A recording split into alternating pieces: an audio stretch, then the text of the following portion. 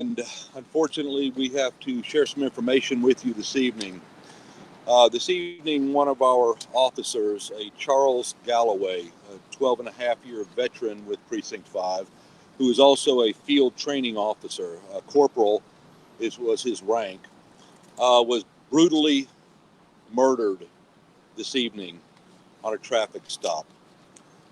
He is survived by a daughter as well as his sister and the numerous officers here at Precinct 5 who were trained by him, who he mentored, and who are going to miss him tremendously. I want to thank Chief Finner and Chief Pena with the Houston Fire Department who have been by our side, County Judge Hidalgo, who has just finished visiting with the family, as well as the officers here that are on scene. Um, the commitment is, and I'm going to let Chief Finner speak to some of the aspects of the criminal investigation, but what we are seeing on what appears to be a regular basis on the streets of Harris County has got to stop. It has got to stop. These are not assaults. These are not attacks. These are brutal murders.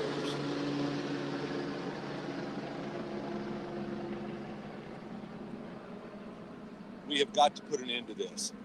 All of the resources of Harris County, as well as the resources of the city of Houston, the district attorney's office, are going to be working together to bring justice to Corporal Galloway. We cannot have people like this on our streets. I don't want to raise my family, my grandchildren in a county where this type of crime is running rampant. These are men and women who go out there on a daily basis, not because of the pay and not because of the days off and not because they like to work day shift or night shift.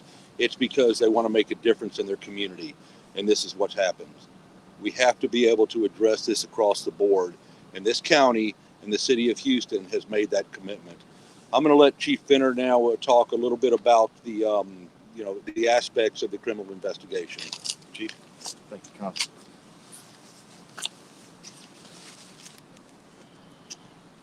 As Constable said, this has to stop. Not only law enforcement, but all our citizens. It's just sad. I just ask for prayers for the family, the entire department. I just want to touch on what happened this morning. So, in approximately 12:45 a.m. in the 9100 block of Beechnut, a deputy stopped traffic. It was a white, newer model Toyota Avalon, a four-door, white in color. Witnesses described the suspect as a Hispanic male, said that he got out of his vehicle and immediately fired upon the deputy multiple times, striking him, and then drove off. This is senseless. It makes no sense whatsoever. Our special investigative unit from homicide is taking lead on it. And a message to this suspect: the best thing you can do is turn yourself in peacefully. Again, I'm just asking for prayers for the family. He did, and we always ask about weapons. We believe, and witnesses said it was an assault type weapon. And again, he fired multiple times, striking the deputy. We're going to turn it over to the judge, and then we'll entertain questions. Thank you, Judge. Thank you, Chief, and to Constable Heap and Chief Finner, every deputy who is here, every law enforcement officer.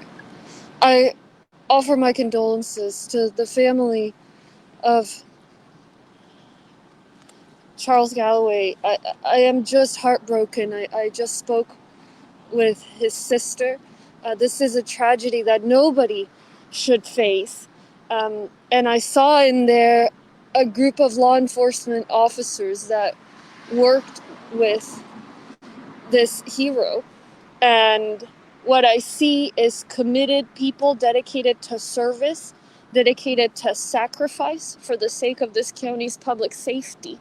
who now have to wonder even more what happens every time they go out there on the streets and leave their families behind. And so I am deeply saddened. On behalf of Harris County, I express my deepest condolences for this family and to all of our brave law enforcement officers. And I join all of our leaders here in saying this all has got to end. I appreciate Chief Finner's support and leadership in making sure that we bring this suspect to justice, and we will not rest until we do. And I ask that everybody please join us in prayer and support for the family that now has suffered a profound, profound loss. And the coming days, we will remember this incredible public servant and law enforcement officer.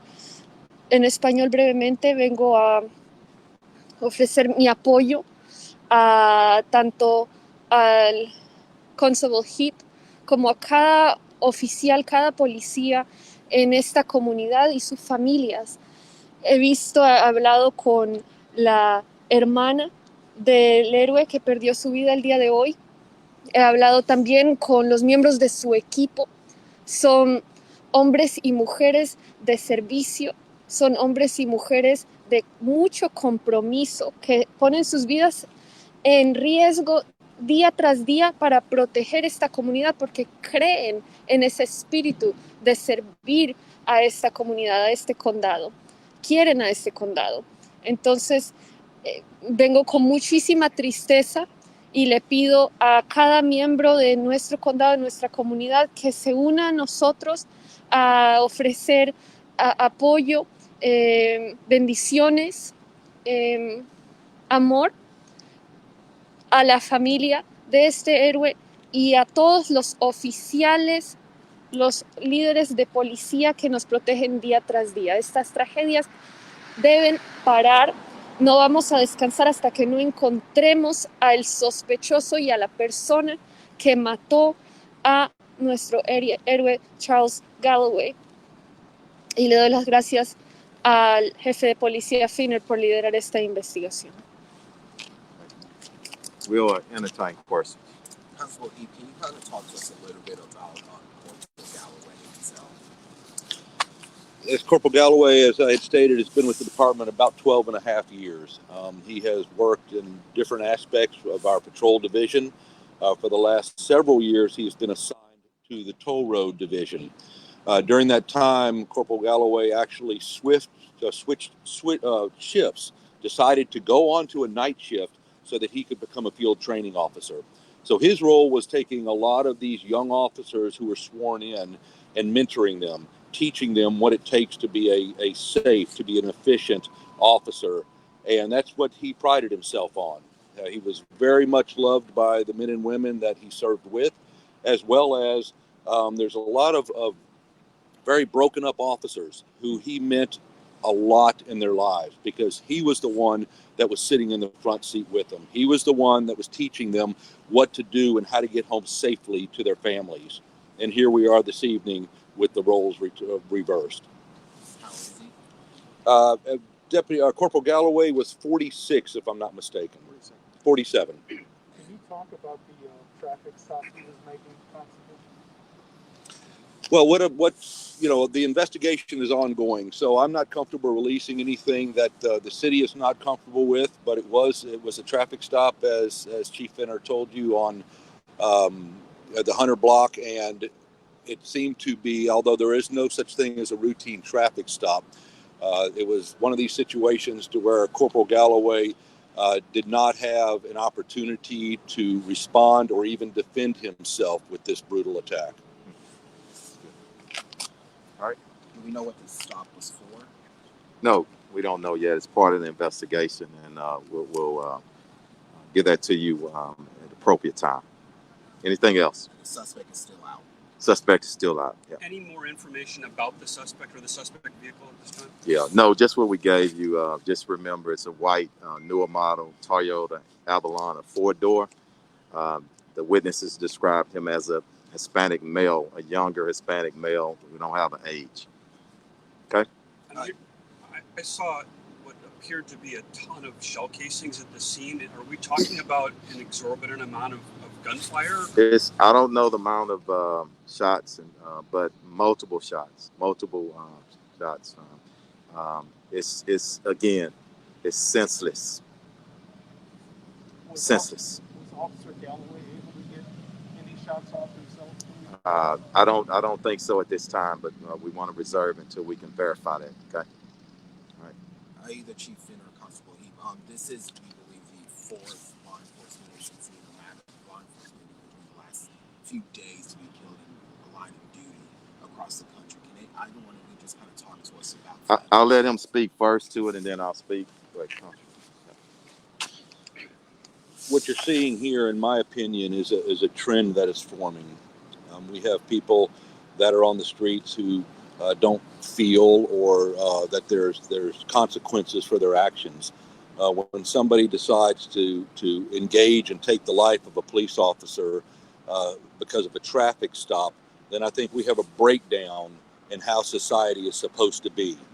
So yes, I do see this trend increasing.